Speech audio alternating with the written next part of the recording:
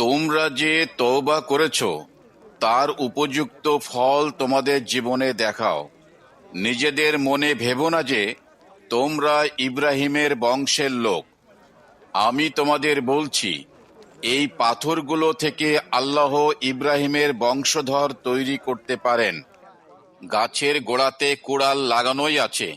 যে গাছে ভালো ফল ধরে না তা কেটে আগুনে ফেলে দেওয়া হবে।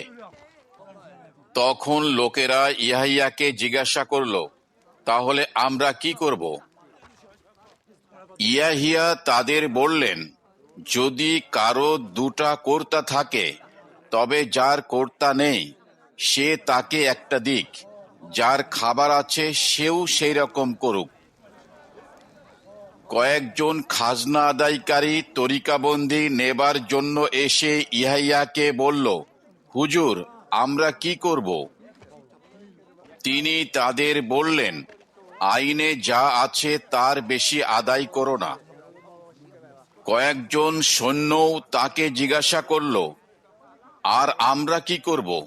তিনি সেই সৈন্যদের বললেন, জুলুম করে বা অন্যায়ভাবে দোষ দেখিয়ে কারোর কাছ থেকে কিছু আদায় করো না এবং তোমাদের বেতনেই সন্তুষ্ট থেকো।